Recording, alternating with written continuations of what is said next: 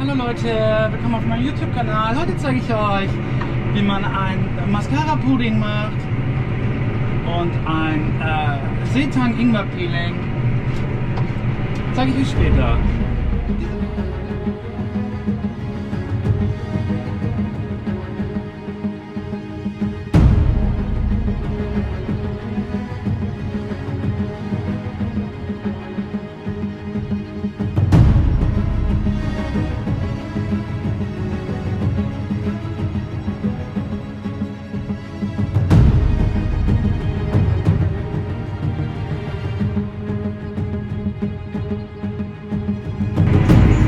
Und Kevin auf dem Häckslern.